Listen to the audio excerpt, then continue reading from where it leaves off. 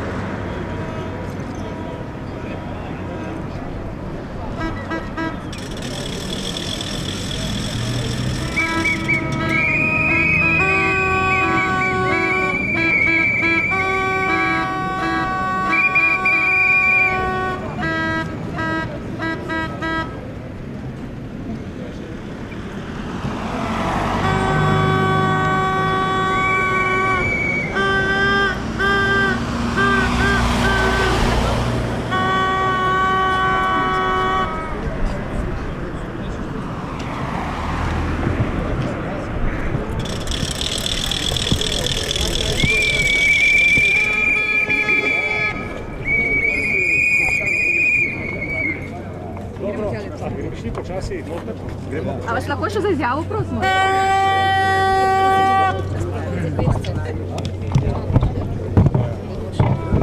Okay.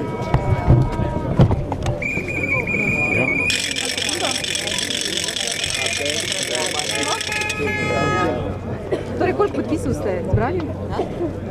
Mi smo, zdaj s seboj nosimo 11.206 podpisov, seveda na upravnih enotah je pa ta številka nekoliko večja, 12.000 in še nekaj.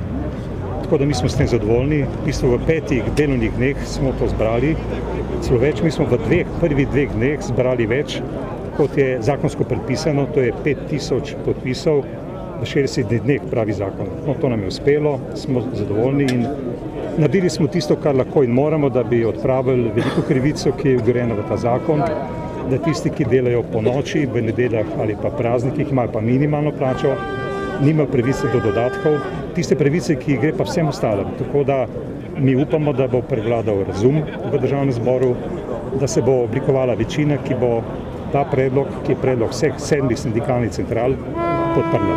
Danes smo slišali, da tudi SMC zdaj podpira s tem, da bodo za delodajalce dali tudi nekaj ukrepov.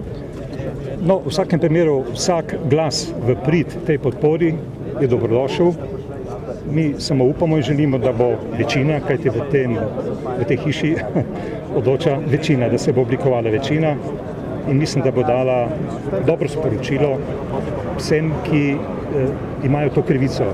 Namreč na minimalni plači, če si, je težko živeti, mnogi iščejo pomoč v Rdečem križu, Karitas, pokojnina je potem nizka, tukaj so otroci.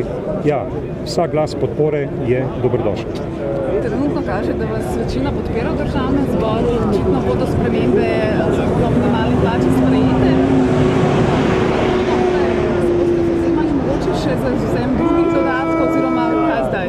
Glede, jaz ne bi že zdaj strašil nekatere, ampak dejstvo je, da smo se odločili popraviti najprej to krivico in dajmo počakati.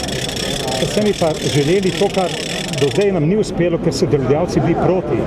Dajmo druge spremembe se dogovoriti, dajmo nekaj socialnih dialogov. Ampak mi smo 15 let se trudili, da bi prepričali delodajalce po tej spremembi.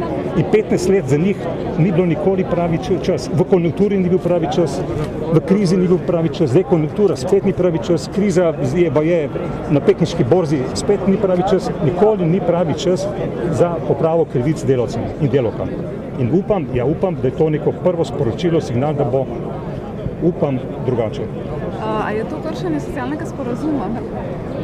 V socialnem sporazumu nič ne piše o minimalni plači. V socialnem sporazumu je sprva pisalo in mi smo predlagali, da bi v minimalno plačo, da bi odšteli te dodatke. Našteli smo celo samo nedeljsko delo.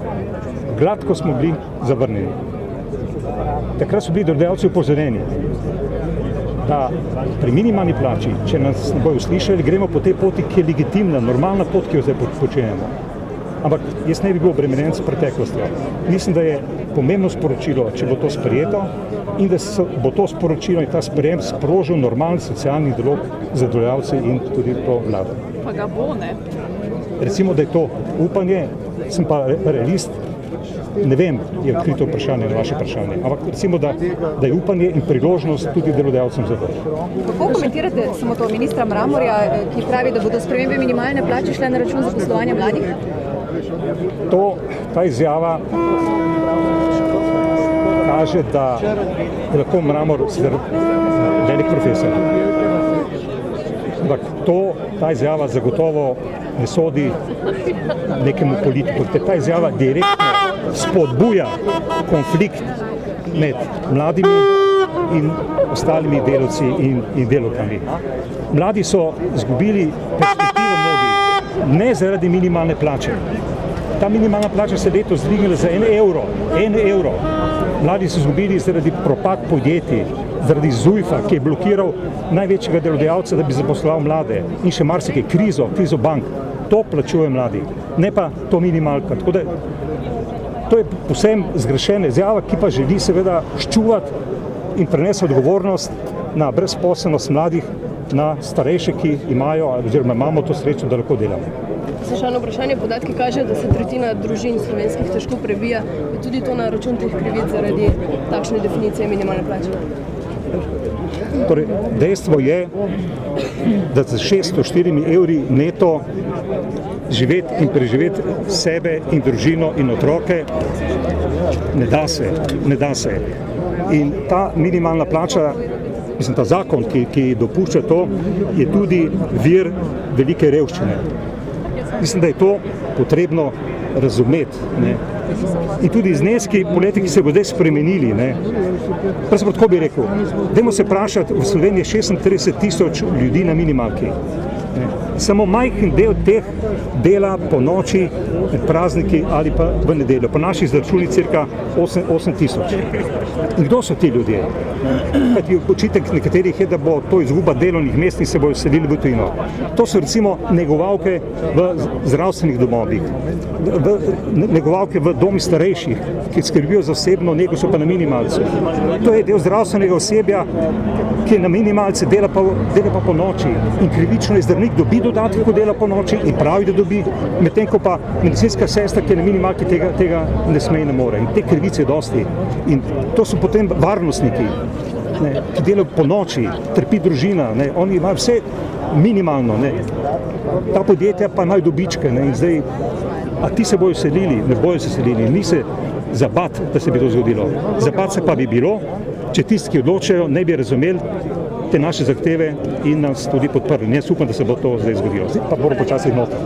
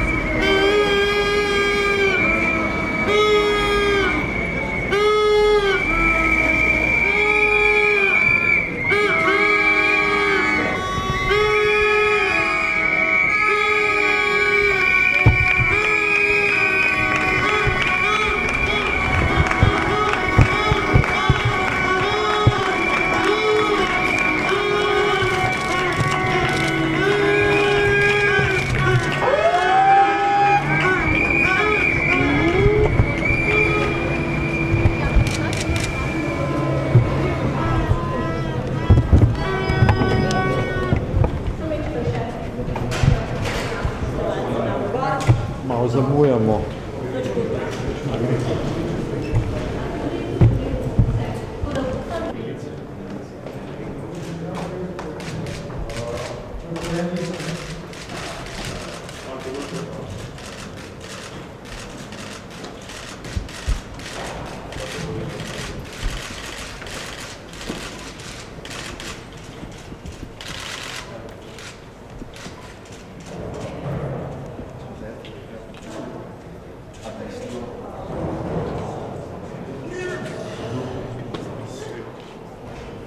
No.